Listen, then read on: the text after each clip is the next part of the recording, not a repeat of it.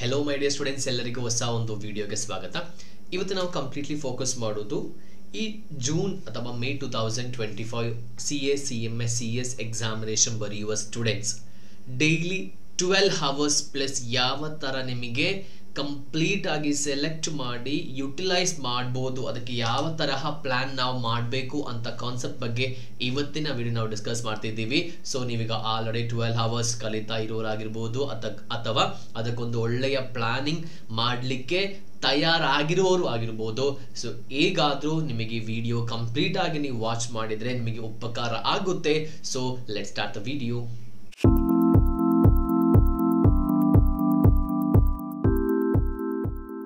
ನಾವಿದರಲ್ಲಿ first point ಅಂತ ಹೇಳೋದು, so what is your current hours. ಈಗ ನೀವು ಎಷ್ಟು ಗಂಟೆ ಕಲಿತಾ ಇದ್ದೀರಾ, current hours. And this current hours is based on 2 topics. ನೀವು ಒಂದು ಗ್ರೂಪ್ ಬರೀತಾ ಇದ್ದೀರಾ, it is 1 group or you are writing both groups. ಯಾಕಂತ ಹೇಳಿದರೆ ಈಗ ಫಾರ್ ಎಕ್ಸಾಂಪಲ್ ನೀವೊಂದು 1 ಗ್ರೂಪ್ ಆದರೆ ಒಳ್ಳೆ ಥರ ಇಟ್ ಮೀನ್ಸ್ 2 ಟೈಮ್ಸ್ ರಿವೈಸ್ ಮಾಡಲಿಕ್ಕೆ you must have study around of 8 hours. And if it is ಈ 12 ಅವರ್ಸ್ ನಾವು ಹೇಳೋದು, for example you may be a bright student, but ನಾನೊಂದು ಆವ್ರೇಜ್ ಸ್ಟೂಡೆಂಟ್ ಬಗ್ಗೆ ಹೇಳ್ತಾ ಇದ್ದೀನಿ. ಯಾಕಂತ ಇದೊಂದು national level professional level examination difficult ಇರುತ್ತೆ. ಅದು CS ಆದರೂ CA ಆದರೂ CM ಆದರೂ ಯಾವುದಾದ್ರೂ ಅದರದ್ದೇ ಆದ ರೀತಿಯಲ್ಲಿ ಡಿಫಿಕಲ್ಟ್ ಇರುತ್ತೆ. So you have to study more. ಅದಿಷ್ಟು 2 ಗಂಟೆ ಕಲಿತ್ರೆ ಸಾಕು, 3 ಗಂಟೆ ಕಲಿತ್ರೆ ಸಾಕು, ಆ ಥರ ಏನಿಲ್ಲ. ನಾವು ಎಷ್ಟು ಜಾಸ್ತಿ ಕಲಿತೀವೋ ಅಷ್ಟು ಒಳ್ಳೆಯದಾಗಿ ನಮಗೆ ಯಾವುದೇ ಟೆನ್ಷನ್ ಇಲ್ಲದೆ ನಮಗೆ ಎಕ್ಸಾಮಿನೇಷನ್ ಕ್ಲಿಯರ್ ಮಾಡ್ಬೋದು. So what is your current hours? Current hours ಅಂತ ಹೇಳೋದು 2 ಕಾನ್ಸೆಪ್ಟ್ ಇದೆ. So actually you have selected hours. ಎಷ್ಟು ಸೆಲೆಕ್ಟೆಡ್ ಅವರ್ಸ್ ಅಂದ್ರೆ, ಫಾರ್ ಎಕ್ಸಾಂಪಲ್ ನೀವೀಗ ಒಂದು 12 ಗಂಟೆ ಕಲಿತೀರಾ, ಆದರೆ ಆಕ್ಚುಯಲ್ ಅವರ್ಸ್ ಎಷ್ಟು? ಕೆಲವರು ಒಂದು ಪೇಜ್ ಓಪನ್ ಮಾಡಿ ಅದು ಕಂಪ್ಲೀಟ್ ಮಾಡಲಿಕ್ಕೆ ಕೆಲವೊಮ್ಮೆ 2 ಗಂಟೆ ಆಗುತ್ತೆ. ಸೊ ನೀವಲ್ಲಿ ಯುಟಿಲೈಸ್ ಮಾಡೋದು ವಾಟ್ ಈಸ್ ಯುವರ್ ಎಫಿಷಿಯನ್ಸಿ, ಕರೆಕ್ಟಾ? So current hours it means we have to analyse our self. ನಾನು ಈಗ ಏನು ಮಾಡ್ತಾ ಇದ್ದೀನಿ ಸರ್, ಏನು ಗೊತ್ತಿಲ್ಲ ಸರ್, ಬೆಳಿಗ್ಗೆ 6 ಗಂಟೆಯಿಂದ ರಾತ್ರಿ 12 ಗಂಟೆ ತನಕ ಕಲಿತಾ ಇದ್ದೀನಿ, ಆದರೆ ಏನು ಕಂಪ್ಲೀಟ್ ಆಗ್ತಾ ಇಲ್ಲ. So that's why it's not about how many hours you are sitting in front of a book. It is actually how many hours efficiently you are utilizing that matters. So the first one, current hours. Second one, so once ನಿಮಗಿದು ಅರ್ಥ ಆದರೆ second point ಅಂತ ಹೇಳೋದು first point base ಮೇಲೆ ಇದೆ. So setting hours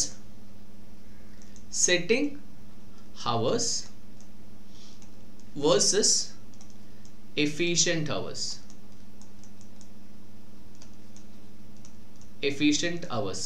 ಈ hours ನಾವು set ಮಾಡುವಾಗ it means ನಾವು ಅದನ್ನು ನಿರ್ಧರಿಸುವಾಗ ಕೆಲವೊಂದು ಫ್ಯಾಕ್ಟರ್ಸ್ ನಾವು ಕನ್ಸಿಡರ್ ಮಾಡಬೇಕು.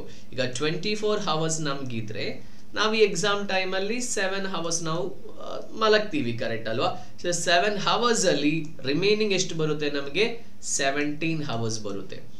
ಇದು ಈ 7 hours it is depends upon person. ಕೆಲವರಿಗೆ ಜಸ್ಟ್ ಮಲಗಿದ ತಕ್ಷಣ ನಿದ್ದೆ ಬರುತ್ತೆ, ಆದರೆ ಕೆಲವರಿಗೆ ಬೆಡ್ ಅಲ್ಲಿ ಆ ಕಡೆ ಈ ಕಡೆ ತಿರುಗಿ 1 ಗಂಟೆ 1.5 ಗಂಟೆ ಬೇಕು ಒಳ್ಳೆ ಒಂದು ನಿದ್ರೆ ಸಿಗ್ಲಿಕ್ಕೆ. So you need 7 + 1 hours.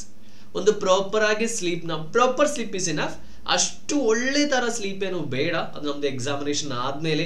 So it is medical health ಏನಾದರೂ ಪ್ರಾಬ್ಲಮ್ ಇರೋದು ನೀವು ಅದೇ ತರ ಮೇಂಟೈನ್ ಮಾಡಿ. ಒಂದು ಅಟೆಂಪ್ಟ್ ಏನಾದರೂ ಆದ್ರೂ ಪರವಾಗಿಲ್ಲ, ನಾವು ಬದುಕಿರ್ಬೇಕು. That is important concept. I am not taking it as a leisure concept, ಆದರೆ ಹೆಲ್ತ್ ನಾವು ಕೇರ್ ಮಾಡಬೇಕು. ಸ್ಲೀಪ್, ಒಂದು ಆವರೇಜ್ ಸ್ಲೀಪ್ ನಮಗೆ ಬೇಕು. ಅದು ನೀವು ಕರೆಕ್ಟ್ ಆಗಿ ಪ್ರಾಪರ್ ಆಗಿ ಡಿಸ್ಟರ್ಬೆನ್ಸ್ ಇಲ್ಲದೆ ನೀವು ನಿದ್ದೆ ಮಾಡಿದ್ದೀರಾ, ಒಂದು 6 to 7 ಅವರ್ಸ್ ನೀವು ಎನ್ಶೂರ್ ಮಾಡಬೇಕು. This is about the sleeping hours. Next about the food. Next if you are talking about the food, so normally sir ನಾನು ಫುಲ್ ಆರಾಮ್ಸೆ ಏನು ಮಾಡ್ತೀನಿ ಸರ್, ಜೋಶ್ ಆಗಿ ಫುಡ್ ಒಂದು ಗಂಟೆ 3/4 ಗಂಟೆ ಎಲ್ಲ ಒಳ್ಳೆಯದಾಗಿ ಫುಡ್ ಮಾಡ್ತೀನಿ. So what is actually required? You can complete your food by 5 minutes, 10 minutes, 15 minutes. Maximum 15 minutes is enough. 15 minutes is enough. That is more than enough. ಸ್ವಲ್ಪ ಒಂದು 2 ತಿಂಗಳು ನಾವು ಸ್ಯಾಕ್ರಿಫೈಸ್ ಮಾಡಿದ್ರೆ ಮತ್ತೊಂದು ರಿಸಲ್ಟ್ ಬರೋ ತನಕ ಲ್ಯಾವಿಶ್ ಆಗಿ ನೀವು ಏನ್ ಬೇಕಾದ್ರೂ ಮಾಡಿ, ಕರೆಕ್ಟ್ ಅಲ್ಲ? You have to consider your food and you have to eat good food and maybe someone they are staying in hostel and you make it some kind of a good food. Try to arrange a good fruits and vegetables. Try to add more vegetables and fruits and drink more water so into your diet system.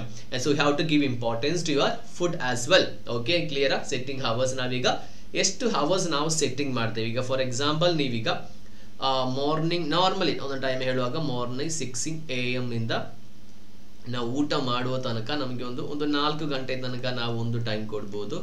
Second hours ಅಂತ ಹೇಳೋದು 4 PM ನಿಂದ you can consider it is 10 PM correct. So ಇಲ್ಲಿ 6 ಗಂಟೆಯಿಂದ 7, 8, 9, 10, 11, 12, 1, 2, 3, 4. So we will get 10 hours. ನಾವು ಎಷ್ಟು 10 hours set ಮಾಡಿದ್ದೀವಿ? 10 hours. ಇನ್ನು ಇಲ್ಲಿ ಎಫಿಷಿಯನ್ಸ್ ಅವರ್ಸ್ 10 ಅವರ್ಸಲ್ಲಿ ನಮಗೆ ಮಿನಿಮಮ್ ಒಂದು 8 ಅವರ್ಸ್ ಆದರೂ ಸಿಗಬೇಕು. ಇಟ್ ಮೀನ್ಸ್ ಇದರಲ್ಲಿ 2 ಗಂಟೆ ನಿಮಗೆ ಊಟ ಪಾಠ ನಿದ್ದೆ ಅಂತ ಹೇಳಿ ನಿಮಗೆ ಮಾಡ್ಬೋದು. So 10 hours. ನೆಕ್ಸ್ಟ್ 4 PM 5, 6, 7, 8, 9, 10 6 ಅವರ್ಸಲ್ಲಿ ನಿಮಗೆ ಅಪ್ರಾಕ್ಸಿಮೇಟ್ ಎಷ್ಟು ಸಿಗಬೇಕು? 4 to 4.5 ಅವರ್ಸ್ ಸಿಕ್ಕಿದ್ರೆ ನಿಮಗೆ ಡೈಲಿ ಎಫಿಷಿಯನ್ಸ್ ಆಗಿ ನಿಮಗೆ 12 ಅವರ್ಸ್ ನಿಮಗೆ ಖಂಡಿತ ಸಿಗುತ್ತೆ. ಸೊ ಇದು ಚೇಂಜಸ್ ಆಗುತ್ತೆ. ವರ್ಕ್ ಮಾಡುವವರಿಗೆ ಈ ಥರ ಒಂದು ಟೈಮ್ ಸಿಗಲ್ಲ. ಸೊ ಆಗ ನೀವೇನು ಮಾಡಬೇಕು, ನಿಮಗೆ ಯಾವಾಗೆಲ್ಲ ಫ್ರೀ ಸಿಗುತ್ತೋ, ಈಗ ಲಂಚ್ ನಿಮಗೆ ಟೈಮ್ ಒಂದು 45 ಮಿನಿಟ್ಸ್ ಇದ್ದರೆ ನೀವೊಂದು 15 ಮಿನಿಟ್ಸ್ ಲಂಚ್ ಮಾಡಿಕೊಂಡು ಬಾಕಿ ಅರ್ಧ ಗಂಟೆ ಯುಟಿಲೈಸ್ ಮಾಡಬೇಕು. ಯಾಕಂದರೆ ನಾವು ಮನೇನೂ ನೋಡಬೇಕು, ನಮ್ಮ ಎಜುಕೇಷನು ನೋಡಬೇಕು, ನಮ್ಮ ವರ್ಕ್ ನೋಡಬೇಕು. ಈ ಥರ ಬರುವಾಗ it will take some time. 1-2 attempt ಆ ಕಡೆ ಆಗ್ಬೋದು, ಪರವಾಗಿಲ್ಲ. ನೀವು ಆ ಒಂದು ಕಂಟಿನ್ಯೂಟಿ ನೀವೇನು ಮಾಡ್ಬೋದು, ಮೇಂಟೈನ್ ಮಾಡಿದರೆ ಮಾತ್ರ ಸಾಕು. ಸೊ ಈ ಒಂದು ಅವರ್ಸ್ ನಿಮಗೆ ಸೆಟ್ ಮಾಡ್ಬೋದು. ಮತ್ತೊಂದು ವಿಷಯ, ನೀವು ಆಲ್ರೆಡಿ ಈಗ 12+ ಅವರ್ಸಿಗೆ ನಿಮ್ಮದೇ ಆದ ಟೈಮ್ ಟೇಬಲ್ ಎಲ್ಲ ಮಾಡಿ ನೀವು ಕರೆಕ್ಟ್ ಆಗಿದ್ರೆ, ಸಮ್ ಒನ್ ದೇರ್ ನೈಟ್ ಓವಲ್ಸ್ ರಾತ್ರಿ 12 ಗಂಟೆ ನಂತರ ಕಲ್ತರೆ ಮಾತ್ರ ಅವರಿಗೆ ಕರೆಕ್ಟ್ ಆಗೋದು. ಬೆಳಿಗ್ಗೆ 4 ಗಂಟೆಗೆ ನಿದ್ದೆ ಮಾಡ್ತಾರೆ. If you are okay with that and if the doctor consult that you can maintain the same, then you can follow it. As I'm not saying any kind of things morning ಅಲ್ಲೇ ನೀವು ಕಲಿಬೇಕು ಅಥವಾ evening ಅಲ್ಲೇ ನೀವು ಕಲಿಬೇಕು ಅಂತ ನಾನು ಹೇಳ್ತಾ ಇಲ್ಲ. ನಿಮಗೆ ಯಾವತ್ತು ಕಂಫರ್ಟ್ ಸಿಗುತ್ತೋ, ಎಲ್ಲಿ ನಿಮಗೆ ಕಂಫರ್ಟ್ ಸಿಗುತ್ತೋ, ಯಾವ ಟೈಮ್ ಕಂಫರ್ಟ್ ಸಿಗುತ್ತೋ, you can maintain the same time. There is no such kind of difference in that. Okay, it is ultimately you have to score good marks. That is my and your aim, right? So ಅದು ನೀವು correct ಆಗಿ ಒಂದು ಮಾಡಬೇಕು setting hours. And ನೀವೊಂದು ಯಾವುದಾದ್ರೂ ಒಂದು ಟಾಸ್ಕಿಗೆ ಹೋದರೆ, and ಇದರಲ್ಲಿ ನಾವು ಸ್ಲೀಪ್ ನೋಡಿದ್ದೀವಿ, ಫುಡ್ ನೋಡಿದ್ದೀವಿ. Next about the break. So ಈ ಬ್ರೇಕಲ್ಲಿ ನಾವು ಹಲವು ಥರ ಬ್ರೇಕ್ ನಾವು ನೋಡ್ತೀವಿ, ಕರೆಕ್ಟ್ ಅಲ್ಲ? ಲಾಂಗ್ ಟೈಮ್ ಲಂಚ್ ಬ್ರೇಕ್ ಇದೆ, ಟೀ ಬ್ರೇಕ್ ಇದೆ. ಸೊ ಒಂದು ಟೀ ಕುತ್ಕೊಂಡು ಸರ್ ಹೀಗೆ ಮಾತಾಡಿ ಕೆಲವ್ರದ್ದು ಆ ಥರ ಒಂದು ಏನು ಅಭ್ಯಾಸ ಇದೆ. ಮಾತಾಡಿ ಹೋದರೆ ಮತ್ತೆ 1-2 ಗಂಟೆ ಆಗಿ ಹೋಗುತ್ತೆ. ಸೊ ಟಾಸ್ಕ್ ಈಸಿಲಿ ಸ್ವಿಚ್ ಮಾಡಬೇಕು. ನೀವು ಟೀ ಕುಡಿಲಿಕ್ಕೆ ಹೋದರೆ make a time table and you have to make a timer. 3 ಮಿನಿಟ್ಸಲ್ಲಿ ಟೀ ಕುಡಿದು ಮುಗಿಸಿ ನಾನು ವಾಪಸ್ ಟೇಬಲ್ಗೆ ಬರ್ತೀನಿ. ಸೊ ಇದೆಲ್ಲ ಸ್ವಲ್ಪ ಕಷ್ಟ ಅಲ್ಲ? ಖಂಡಿತ ನಮಗೆ ತಿಂಗಳಿಗೆ 1 ಲಕ್ಷ 2 ಲಕ್ಷ ಎಲ್ಲ ಸಂಬಳ ಬೇಕು ಒಂದು ಜಾಬ್ ಸಿಗುವಾಗ. So you know that what is a current employment rate in India. So ಆ ಒಂದು ಸಿಚುವೇಶನಲ್ಲಿ ನಾವು ಆ ಥರ ತಮಾಷೆ ಮಾಡಿದರೆ ನಮಗೇನು ಸಿಗಲ್ಲ. So you have to maintain a proper time table. Break ನಿಮಗೆ ತೆಗಿಬೋದು. ಈಗ ಫಾರ್ ಎಕ್ಸಾಂಪಲ್ ನೀವು 5 ಮಿನಿಟ್ಸ್ ಬ್ರೇಕ್ ತೆಗಿತೀರಾ. ಆ 5 ಮಿನಿಟ್ಸಲ್ಲಿ ನೀವೇನು ಮಾಡ್ತೀರಾ, ಇನ್ಸ್ಟಾಗ್ರಾಮ್ ಸ್ಕ್ರೋಲ್ ಮಾಡಿದರೆ ನಿಮಗೆ ಒಂದು ನೆಗೆಟಿವ್ ನ್ಯೂಸ್ ಸಿಗಿದ್ರೆ, ಹೌದು ಅದರ ಹಿಂದೆ ನಾವು ಓದ್ತೀವಿ. ನಾವು ಕರೆಕ್ಟಾಗಿ ಒಂದು ಮಾಡಿದರೆ ನೆಕ್ಸ್ಟ್ ಟೈಮಿಗೆ ನಾವೇನು ಮಾಡಬೇಕು ಅಂತ ನಾವು ಡಿಸೈಡ್ ಮಾಡಬೇಕಂತ ಇಲ್ಲ. ಇನ್ಸ್ಟಾಗ್ರಾಮ್ ಅಥವಾ ಯೂಟ್ಯೂಬ್ ನಿಮಗೆ ರೆಕಮೆಂಡೇಶನ್ ಕೊಡ್ತಾರೆ. ನಾವೊಂದು ಸಣ್ಣ ಒಂದು 5 ನಿಮಿಷಕ್ಕೋಸ್ಕರ ಈಗ ಮಿಸ್ಟರ್ ಬೀನ್ದೊಂದು ಕಾಮಿಡಿ ನೋಡಿದರೆ ನೆಕ್ಸ್ಟ್ ಅದರ ಫುಲ್ ಎಪಿಸೋಡ್ ಅವ್ರು ಕೊಡ್ತಾರೆ, ಕರೆಕ್ಟಾ? ಮಕ್ಕಳು ಇದು ನೀವು ನೋಡಿ, ನಾವೇನು ಹೇಳ್ತೀವಿ, ಹೇಗೂ ನಾವು 5 ಮಿನಿಟ್ಸ್ ನೋಡಿದ್ದೀವಿ, ಈ ಕತೆ ಫುಲ್ ಆಗಿ ನೋಡುವ. ಇದು ಯಾವ ಸಿನಿಮಾ, ನಾನು ಇದುವರೆಗೂ ನೋಡಿಲ್ಲಲ್ಲ ಅಂತೇಳಿ ನಾವು ಫುಲ್ ಸಿನಿಮಾ ನೋಡಿ, right? It will happens to me as well, right? So ನಾವೇನು ಮಾಡಬೇಕು, ಆ ಒಂದು 5 ಮಿನಿಟ್ಸ್ ನಾವು ಬ್ರೇಕ್ ತೆಗೆಯುವಾಗ it should be actual break. ನೀವೇನು ಮಾಡಬೇಕು, ನಿಮಗೆ ಮ್ಯೂಸಿಕ್ ಹೇಳ್ಬೋದು. ಅದು ಮ್ಯೂಸಿಕ್ ಅಂತ ಹೇಳಿದರೆ ಮ್ಯೂಸಿಕ್ ನೋಡಿ ಮತ್ತೆ ಅದರ ಹೀರೋಯಿನ್ ನೋಡಿ, ಹೀರೋ ನೋಡಬೇಕು. ಇಲ್ಲಾಂದರೆ ಅರ್ಥ ಆಗಲ್ಲ ಅಂತೇಳಿ ಅದರ ಹಿಂದೆ ಹೋಗುವ ಥರ ಮ್ಯೂಸಿಕ್ ಕೇಳಬಾರ್ದು. ಲೈಕ್ ಎ ಲೈಟ್ ಮ್ಯೂಸಿಕ್ ಏನಾದರೂ ಕೇಳಿ. ಇಲ್ಲಾಂದರೆ ಸುಮ್ಮನೆ ಎಲ್ಲಾದರೂ ನೋಡ್ಕೊಂಡಿನಿ. ಯಾವುದೇ ರೀತಿ ನಿಮ್ಮ ಮನಸ್ಸಲ್ಲಿ ಎಕ್ಸ್ಟ್ರಾ ಥಿಂಕಿಂಗ್ ಬರದ ಯಾವುದಾದ್ರೂ ರೀತಿ ನೋಡ್ಬೋದು. ಸುಮ್ಮನೆ ನಿಮಗೆ ಫ್ಯಾನ್ ನೋಡ್ಕೊಂಡು ಇಲ್ಲಿ ಹೀಗೆ ಫ್ಯಾನ್ ಅಥವಾ ಪ್ರಕೃತಿ ನೋಡ್ಕೊಂಡು ಈಗ ನಿಲ್ಲಿ. ನಿಮಗೆ ಎಕ್ಸ್ಟ್ರಾ ಥಿಂಕಿಂಗ್ ಅದರ ಮೇಲೆ ನಿಮ್ಮದು ಮೆಮರಿ ಪವರ್ ಯೂಸ್ ಮಾಡದೇ ಇರುವ ಯಾವುದು ನಿಮಗೆ ಬ್ರೇಕೆ. ಈಗ ನೀವು ಇನ್ಸ್ಟಾಗ್ರಾಮ್ ನೋಡಿದ್ರೆ ನಿಮ್ಮದು ಬ್ರೇಕ್ ಅಲ್ಲ, ನೀವು ಥಿಂಕ್ ಮಾಡ್ತಾನೆ ಇದ್ದೀರಾ, ಕರೆಕ್ಟ್ ಅಲ್ಲ? So your break should be actual break. ಇದೆಲ್ಲ ಸ್ಟಾರ್ಟಿಂಗಲ್ಲಿ ಬರಲ್ಲ. It is something like there is a concept called as in Japanese techniques. You know it very well. That is called as Kaizen system. This is a Kaizen system means this may not be happen in the first day. First day alle ನೀವು ಹೋಗಿ ಇಷ್ಟೆಲ್ಲ ನಾನು ಮಾಡಬೇಕು ಅಂತ ಹೇಳಿದ್ರೆ it is an impossible task. What you can do is you can do an improvement from the first day itself. ಈಗ ನಿಮಗೆ for example ನೀವೀಗ 6 hours ಡೈಲಿ ಕಲಿತಾ ಇದ್ರೆ, ಸರ್ ನಾ ವಿಡಿಯೋ ನೋಡಿದ್ದೀನಿ, ನಾಳೆಯಿಂದ ನಾನು 12 hours ಕಲಿಬೇಕು, tomorrow you will do it and day after tomorrow also ನೀವು ಮಾಡ್ತೀರಾ. ಅದರ ನಂತರ ನಿಮ್ಮನ್ನೊಂದು ಬೋರ್ ಹೊಡೆಯುತ್ತೆ, ಕರೆಕ್ಟಾ? So what you have to do is, if you are studying 6 hours per day, you have to add 30 to 45 minutes per day. ನಿಮಗೆ ಆ ಒಂದು ಟೈಮ್ ಆ್ಯಡ್ ಆಗಿದ್ದು ನಿಮಗೆ ಒಂದು ಭಾರ ಆಗಬಾರ್ದು.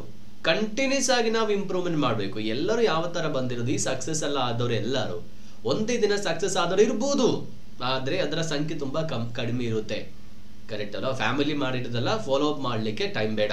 ಆದರೆ ನಾವೇ ನಾವೇ ಕೆಲಸ ಮಾಡಿ ನಾವೇ ಹಣ ಮಾಡಬೇಕಿದ್ರೆ ಸ್ವಲ್ಪ ಟೈಮ್ ಹಿಡಿಯುತ್ತೆ. So give time and you have to ensure that daily ನೀವು ಏನಾದರೂ ಒಂದು ಮಾಡಿದ್ದೀರಾ ಅಂತ ಕರೆಕ್ಟ್ ಆಗಿ ಅಲ್ಲಿ ಇರಬೇಕು.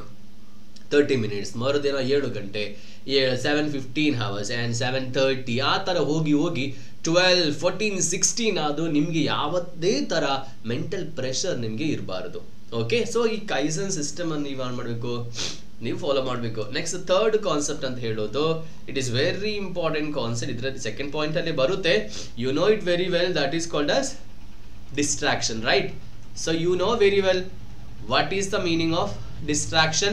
ಇದು ನಾನು ನಿಮಗೆ ಹೇಳ್ಬೇಕಂತ ಇಲ್ಲ. ಯಾವ ಥರ ಬರುತ್ತೆ, ಸೋಷಿಯಲ್ ಮೀಡಿಯಾ ಬರುತ್ತೆ, ಒಂದು ಕೆಲಸ ಮಾಡಿ ನೀವು ಇದನ್ನು ಅನ್ಇನ್ಸ್ಟಾಲ್ ಮಾಡಿ, ಒಂದು 2 ತಿಂಗಳ ನಂತರ ನಾವು ಇನ್ಸ್ಟಾಲ್ ಮಾಡುವ. ಈಗ ನಿಮಗೆ ಕಂಟ್ರೋಲ್ ಮಾಡಲಿಕ್ಕೆ ಆಗೋದಾದರೆ ಯು ಕ್ಯಾನ್ ಕಂಟ್ರೋಲ್ ಇಟ್. ಆ ಥರ ನೀವು ಇನ್ಸ್ಟಾಗ್ರಾಮ್ ಇನ್ಫ್ಲೂಯೆನ್ಸ್ ಆದರೆ you have to maintain it, because you are controlling your job plus your studies, that you have to do it. Otherwise please try to keep away all these kind of distraction. That distraction may be social media ಆಗಿರಬಹುದು, ನಿಮ್ಮದು family ಆಗಿರಬಹುದು, ಯಾರು friends ಯಾರಾದರೂ ಆಗಿರಬಹುದು. I am not saying family how to avoid them, but at least for 2 months to 3 months keep them as a separate person. And your life, you have to think about your life. No one will come to save your life and you have to do it. So for that purpose you have to do something extra, ಕರೆಕ್ಟಾ? ಅದಕ್ಕೆ ನೀವು ಈ ಥರ ಎಲ್ಲ ಮಾಡಬೇಕು. First distractions identify ಮಾಡಬೇಕು. ನಿಮಗೀಗ mobile distractions ಅಲ್ಲ, so okay you can follow it, no worries. Distractions ಆದರೆ, so the first step is you have to identify.